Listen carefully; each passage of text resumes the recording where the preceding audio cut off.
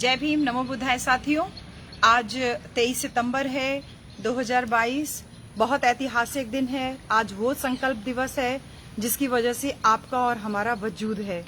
बाबा साहब अगर उस रात संकल्प नहीं लिए होते तो शायद आप और हम आज भी कीड़े मकोड़ों की जिंदगी जी रहे होते। जी हाँ साथियों, मेरा सभी साथियों से अनुरोध है, जो लोग मुझे लाइव सुन रहे हैं और दूर दराज गांव में जहां तक मेरी आवाज पहुंच रही है, मैं बहुत सरल शब्दों में, बहुत आसान भाषा में आपको बताना चाहती हूं कि आज 23 सितंबर है। आज ही के दिन 1917 में बाबा साहब के साथ वो भेदभाव हुआ। इतनी बड़ी यूनिवर्सिटी से पढ़ के आने के बाद जब वो बड़ौदा के महाराज के यहाँ नौकरी करने गए और वहां पर उनको रात बिताने के लिए जगह नहीं मिली, कोई भी कमरा नहीं दे रहा था। इतना पढ़ने के बावजूद जाति का दंश इतना जबरदस्त था कि उनको कोई भी पूरे बड़ौदा में कोई भी कमरा देने को तैयार नहीं था।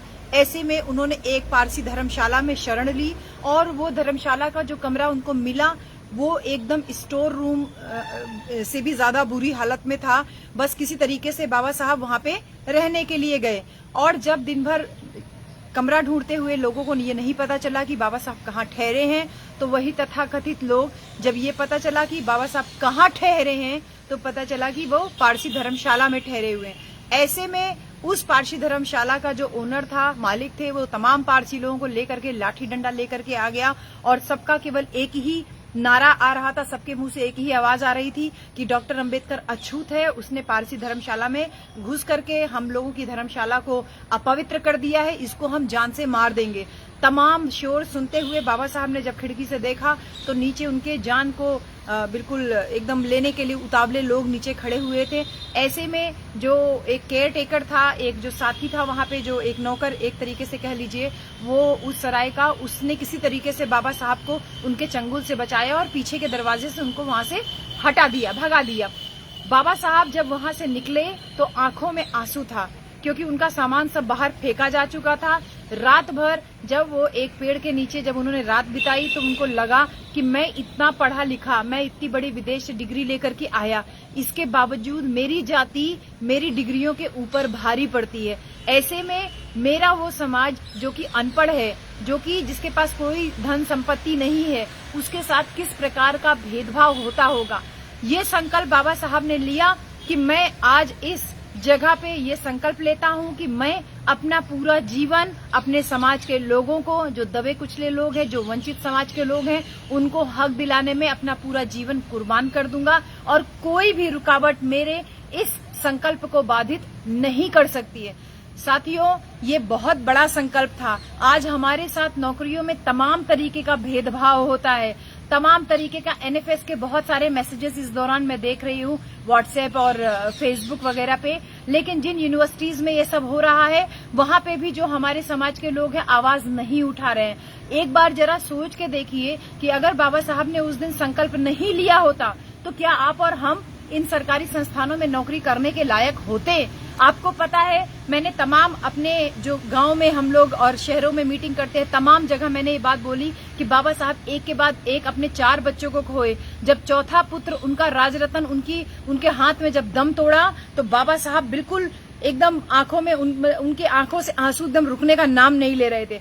पुत्र, बाबा साहब का ये स्टेटमेंट मैं आपको पढ़ के सुना रही हूँ। बाबा साहब ने कहा, पुत्र निधन से जो हमको आघात पहुंचा उसको जल्दी भूल जाना संभव नहीं है। अभी तक मेरे 3 पुत्र और 1 पुत्री शमशान भूमि तक पहुंचे हैं और ये सब मैंने इन्हीं हाथों से ये काम किया। जब भी ये यादें सताती हैं तो मन बहुत विचलित हो जाता है। उनके भविष्य के बारे में जो कुछ मैंने सोचा था वो सब धाराशायी हो गए।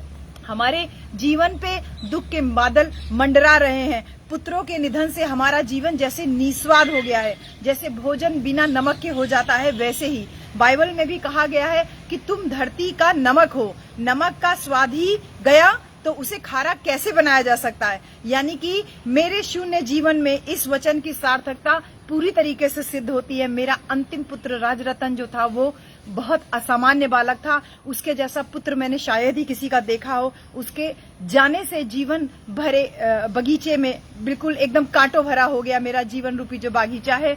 दुख पीड़ित अवस्था के कारण मैं ज्यादा कुछ नहीं कह पा रहा हूँ, ज्यादा कुछ नहीं लिख पा रहा हूँ। ये संवेदना बाबा साहब ने व्यक्त की। सोचिए कि पुत्र का निधन भी जिसके संकल्प को डिगा नहीं पाया, ऐसे में बाबा साहब ने आपके और हमारे लिए संदेश दिया कि उनका पूरा जीवन संघर्ष ही आपके और हमारे लिए एक बहुत बड़ा लेसन है, एक हमारे लिए बहुत बड़ा विषय है, जिसको हम साक्षी मान करके अपनी लड़ाई लड़ें, अपने संघर्ष को लगातार जारी रखें। बाबा साहब ने मई 1926 में कोल्हापुर जिले के गोरेगांव तहसील में रहीतमपुर ग्राम में सतारा जिला महार सम्मेलन का जो अधिवेशन हुआ था, उसमें जो बाबा साहब ने कहा था वो उस संकल्प को आगे बढ़ा रहा है।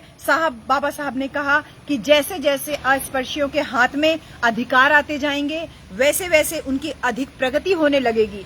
जेपी या सरकारी अफसर बन जाना प्रगति संभव कर सकने के लिए केवल एक निमित्त अथवा साधन बन सकते हैं। जो लोग कहते हैं कि सरकारी अफसर मत बनो, वे आपके दिमाग में फितूर पैदा कर रहे हैं। इसके पश्चात बाबा साहब ने अस्पृश्यों की प्रगति पे अपने विचार रखते हुए ये बोला कि अस्पृश्य और गैर ब्राह्मण, अस्पृश्य और गैर ब्राह्मण का मतलब SC, ST, OBC और माइनॉरिटी, यदि ये सब समाज मिलकर के अपनी प्रगति के लिए आंदोलन चलाएं तो वे उच्च वर्ग की दास्ता से आसानी से और जल्दी छुटकारा पा सकते हैं। मैं स्वयं मन और बुद्धि से ब्राह्मणों की गुलामी से मुक्त हो चुका हूँ। मैं अपनी अज्ञानी और अंधी जनता के हाथ की छड़ी हूँ। यदि मेरे अनुसार चलने वाली मेरी जनता प्रगति के पथ पर अग्रसर हो सकी तो फिर हमें तोड़ने या गुमराह करने वाली ताकतों द्वारा खोदी हुई खाइयों में वह नहीं गिरेगी। इतना बड़ा संदेश बाबा साहब ने अपने संघर्षों के माध्यम से दिया। इस संघर्ष को केवल एक व्यक्ति समझ पाया, वो थे साहब कांशीराम। साहब कांशीराम ने बाबा साहब की बात को 100% फॉलो किया। बोला कि SC, ST, OBC ये समाज, माइनॉरिटी, ये सब मिल करके आंदोलन चलाएं तो अपने दुखों की मुक्ति का रास्ता खोज सकते हैं। साहब ने SC, ST, OBC और माइनॉरिटी को इकट्ठा किया, 6,500 से ज्यादा बटी हुई जातियों को एक सूत्र में पिरोया और उसको बहुजन नाम दिया। और आज वो बहुजन समाज हाथी के समान जो विशाल है, सिर्फ अपने स्वयं के निजी स्वार्थों के कारण अपनी शक्ति का एहसास नहीं कर पा रहा। मेरा अपने समाज के, अपने बहुजन समाज के साथियों से अनुरोध है कि बाबा साहब को आज संकल्प दिवस पे तमाम जो संदेश आप लोग लिख रहे हैं कि मैं संकल्प करता हूं कि मैं बाबा साहब के बताए हुए रास्ते पे चलूंगा, तो ये संकल्प साथ में जरूर दोहराइए कि इस संघर्ष में किसी भी प्रकार की बाधा आएगी तो मैं उसका डट के सामना करूंगा। और इसके साथ ही साथ जो साहब कांशीराम ने कहा कि पे बैक टू सोसाइटी, वो आपको और हमको जरूर पे बैक टू सोसाइटी करना है। आप अपना समय दीजिए, समय नहीं है तो अपना धन दीजिए, तन मन धन से आप अपने समाज के लिए तत्पर रहिए। यही इस संकल्प दिवस पे मेरा आप लोगों को एक छोटा सा संदेश है। सभी साथियों को ढेर सारी मंगल कामनाएं, ढेर सारी शुभकामनाएं। जय भीम, नमो बुद्धाय, जय संविधान, जय कांशीराम।